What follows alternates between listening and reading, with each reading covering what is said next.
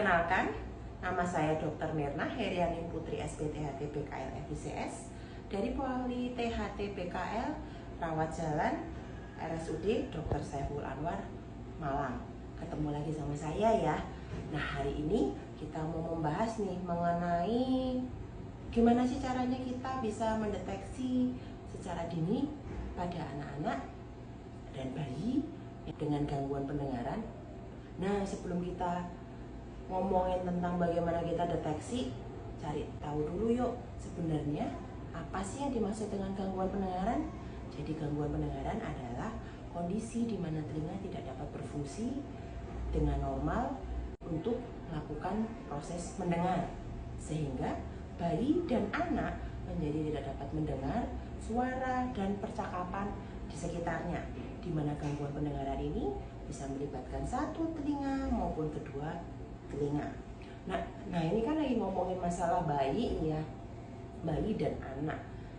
Terus kapan dong ya kita bisa tahu nih anak tahapan perkembangannya, pendengarannya gimana sih? Nah ini nih ada beberapa panduan yang harus kita pahami bersama. Gampang banget kok. Jadi kalau bayi usia 0 sampai 3 bulan tuh ya, bayi itu normal banget loh kalau dia bisa mendengar.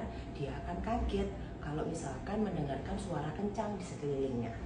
Kemudian bayi juga akan mulai tersenyum, akan bisa tersenyum kalau ada suara yang dia dengar. Ini sudah hal yang bisa kita amati loh. Apakah bayi kita di usia 0 sampai 3 bulan melakukan hal ini atau tidak? Merespon kaget dengan suara keras atau tidak? Nah, kemudian di usia 3 sampai 6 bulan, nah bayi mulai akan mencari sumber suara. Wah, ada suara, dia akan mencari sumber suara. Kemudian bayi akan mulai merespon suara musik dan mainan. Nah, di usia ini mulai ada babbling, ngoceh, papa, mama, seperti itu.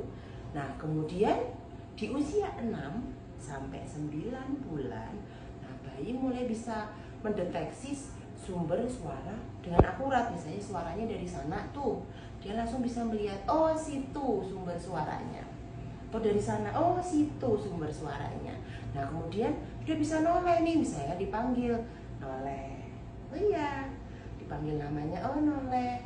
Nah kemudian sudah mulai bisa memahami kata-kata sederhana. Nah pada usia 9 sampai 12 bulan lebih berkembang lagi ya perkembangan pendengarannya, mulai mendengar lagu, mendengar cerita, sudah bisa mendengar itu, namun dalam periode yang singkat.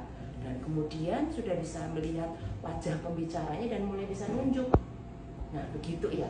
Jadi untuk mengamati gangguan pendengaran ini, kita sudah bisa mengamatinya sejak usia dini ya, 0 sampai 3 bulan, 3 sampai 6, 9 sampai 12. Nah, kemudian kalau misalkan setelah diamatin terus kok anakku tidak ada respon ini ya, kemudian apa dong yang harus kayak perbuat ya gitu. Atau mungkin lihat tetangganya atau mungkin keluarganya yang lain, kok ada yang nggak respon ya dok, lalu gimana dong caranya?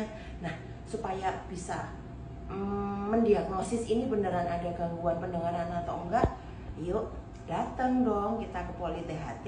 Jadi kita akan periksa pendengarannya.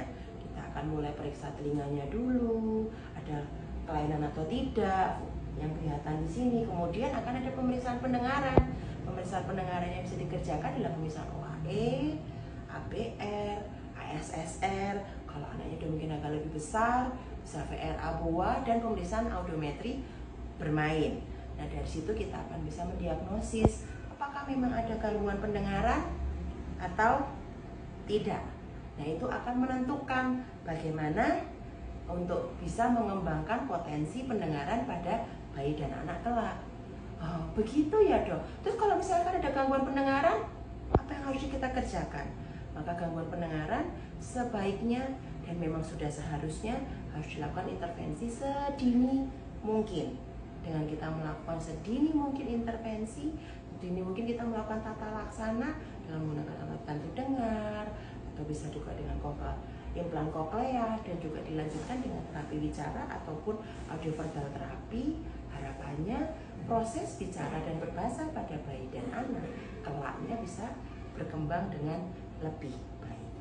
Kira-kira seperti itu ya. Semoga bisa membantu untuk melakukan deteksi pendengaran lebih awal pada bayi dan anak, supaya dengan kita bisa mendeteksi lebih awal, maka bayi dan anak tersebut dapat mendapatkan tata laksana yang tepat dan lebih cepat, sehingga harapannya potensi luar biasa pada bayi dan anak dapat dimaksimalkan di kemudian hari. Salam sehat. Terima kasih.